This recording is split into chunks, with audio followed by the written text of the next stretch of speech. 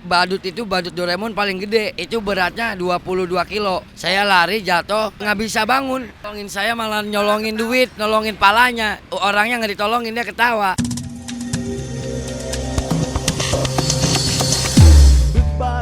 Liak-liuk khas dengan irama musik menjadi ciri khas fenomena kostum badut yang saat ini mudah ditemui di jalan-jalan.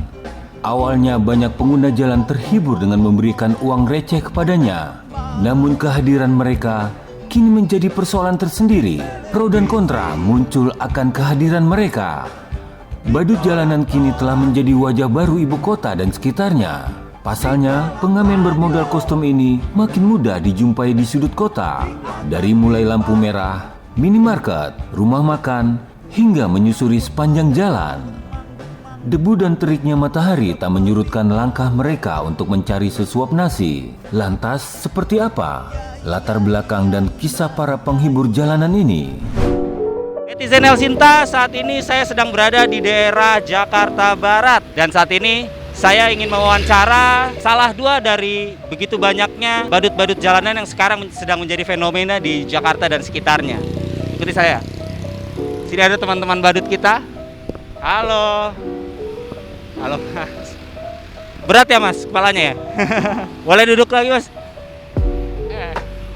Halo Mas, namanya siapa Mas? Namanya Cecep Supriyadi. Mas Cecep Supriyadi. Kalau yang ini? Raka Aditya.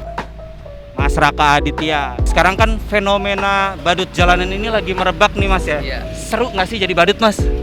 Pertama sih malu, kan belum biasa. Nah, pas kata orang-orang, kenapa harus malu? Kan pakai topeng, muka kamu nggak kelihatan. Kalau kamu ke rumah orang tua kamu pakai topeng, kelihatan. Tahu nggak itu kamu? Pasti nggak tahu. Akhirnya saya coba-coba, oh asik nih, nggak kelihatan. Ya udah sampai sekarang. Kalau saya sih seru karena sebelum saya ngebadut, saya tinggal ngepang lah ngamen. Pas ngelihat badut-badut, wah seru nih kayaknya boleh juga nih, saya coba.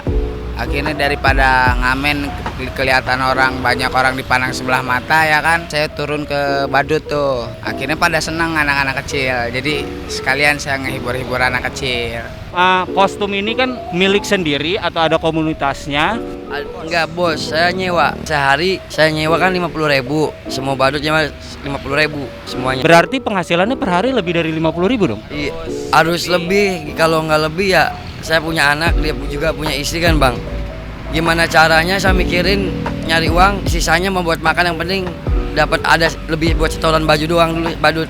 Gimana ntar sisanya? Pernah nggak sih ada fenomena atau kejadian di mana berurusan dengan aparat? Kan sebelum ini kita mau ngebadut di pom bensin nih, kita izin dulu sama yang punya. Karena kalau saya ngebayangin tuh kalau misalnya ada Doraemon di tengah jalan terus tiba-tiba dikejar Satpol PP, lucu banget jadinya kan? Iya, itu saya yang dulu. Oh pernah? Pernah saya. Jadi itu saking saya nggak bisa. Badut itu badut Doraemon paling gede, itu beratnya 22 kilo. Saya lari jatuh, saya sempet palanya copot, nggak bisa bangun.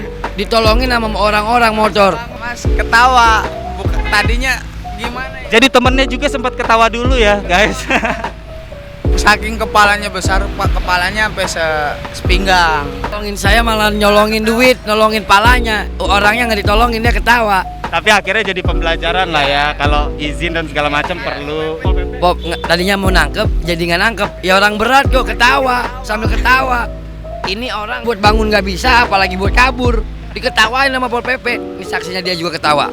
Karena semua ketawa, tidak jadi ditangkap. Harapan buat teman-teman semua, teman-teman pengamen semua lah. Kata saya mah ya, jangan suka panjang tangan. Walaupun kita keadaan begini susah, tapi kita masih punya tangan, punya kaki, masih bisa bergerak. Ngebadut yang penting halal daripada panjang tangan. Terima kasih Mas atas waktunya. Silakan bekerja kembali.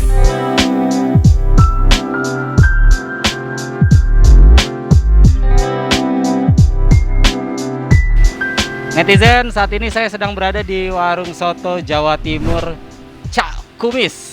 Benar. Halo Pak De, apa kabar? Alhamdulillah sehat. Tadi saya habis makan di sini, makanannya enak banget. Saking enaknya tadi rekan saya sampai keselak cabe. Pak De, ini kita sedang kebetulan lagi ngebahas soal fenomena badut-badut jalanan nih Pak De. Di sini sering kedatangan badut-badut itu nggak buat ngamen Pak De? Setiap malam Hampir tiap malam pasti ada. Itu nggak cukup 1-2 orang, keluar masuk lah. Nah itu tanggapan Pak De sendiri terhadap fenomena tersebut seperti apa Pak De? Dan pengaruhnya untuk warung sotonya Pak De ini? Kalau untuk pribadi saya merasa terganggu juga ya. Habis lagi enak-enaknya orang lagi makan, dia minta, nggak pergi-pergi kalau belum dikasih gitu. Kan otomatis nggak enak juga sama pelanggan kita. Jadi agak kecewa juga sih saya, ada gituan. Anehnya orang gituan tuh ditawarin kerjaan malah nggak mau, anehnya di situ. Sempat saya tawarin kerjaannya. Oh Pak De sempat menawarkan pekerjaan tapi dianya menolak gitu? Bahkan yang gendong-gendong anak, bawa anak-anak itu juga pernah tak tawarin kerjaan juga.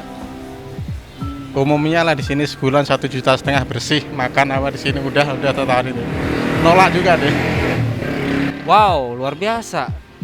Jadi kenapa itu kira-kira Pak De ya? Mungkin penghasilannya lebih gede dari itu. Kehadiran mereka memberikan sebuah pemandangan baru dan mungkin hiburan baru di beberapa titik jalanan yang ada. Namun keberadaan mereka yang jika didiamkan semakin banyak bisa menjadi permasalahan baru. Saya sekarang sudah bersama dengan dua badut yang berbeda. Di sini ada Minnie Mouse atau Mickey Mouse ini? Mickey Mouse bukannya cowok ya? Cewek. Oh cewek. Dan ini adalah LOL yang singkatan dari? Apa tahu? Iya, ada Mas. Boleh diperkenalkan dulu, boleh buka helmnya Mas. Ini dia rupa aslinya. Saya dengan bernama Reza Septian, umur 22 tahun. Mas Reza Septian 22 tahun dan Mas Arif Budiman, usia 27 tahun. Mas Arif Budiman usia 27 tahun. Mas sudah berapa lama nih jadi badut nih? Lumayan cukup lama Om, dari masa pandemi ini, dari awal pandemi saya seperti ini. Mas sudah berapa lama Mas? Kalau di badut ini baru setahun inilah. Keluh kesah menjadi badut itu seperti apa sih? Ya susahnya ya, walaupun dapat uang sedikit, bawa sekian, yang penting kita yang diutamain untuk di rumah. Baru pikiran belakang setorannya nanti. Nah, menyenangkannya menjadi seorang baduters ya, disebutnya apa sih baduters? Ya kalau untuk menyenangkannya ya saya bisa menghibur anak kecil ya kan di jalan. Udah gitu banyak lah yang pada tertawa terbahak-bahak. Makasih Mas. Silakan kalau mau lanjut berdansa di Pemerintah dan pemangku kebijakan sebenarnya telah mengetahui berbagai respon terkait kemunculan mereka, bahkan sempat mengambil langkah dan melakukan penertiban. Namun reaksi pro kontra muncul di masyarakat. pengguna jalan satu ini adalah pendengar El Sinta juga, bener Pak ya? Pak Andro. Setiap jalan kita selalu melihat ada badut yang sedang joget. Menurut Pak Andro sendiri melihat fenomena ini seperti apa Pak Andro? Iya, kalau saya secara pribadi ya memang ini bukti bahwa perekonomian kita memang tidak berjalan dengan baik ya, terutama dari sisi sektor pekerjaan gitu loh. Saya secara pribadi sih memang tidak terganggu dan lebih baik seperti itu daripada mereka harus melakukan kriminal ya. Dan ini harusnya menjadi responsibility dari mungkin Pemda, pemerintah terutama, memang harus lebih memperhatikan lagi. Sangat terdengar seperti pendengar El Sinta sekali ya teman-teman. Tugas pemerintah seperti termaktub dalam Undang-Undang Dasar adalah menjaga, melindungi, dan mensejahterakan rakyatnya. Namun tak bisa dilupakan juga, tugas masyarakat tak kalah penting membantu pemerintah menjalankan tugas itu dengan cara apa yang telah diatur dalam kebijakan yang ada. Badut-badut memang menjadi fenomena sekarang-sekarang ini. Bisa kita lihat dari merebaknya badut-badut jalanan di sudut-sudut kota. Tadi kita juga sudah dengar beberapa komentar dari masyarakat. Beragam juga ya. Semoga badut-badut jalanan atau pengamen-pengamen jalanan pada umumnya dapat lebih mendapatkan perhatian dan juga wadah yang lebih baik untuk kedepannya. Saya Fari Yudhistira melaporkan untuk El Sinta News. Dah.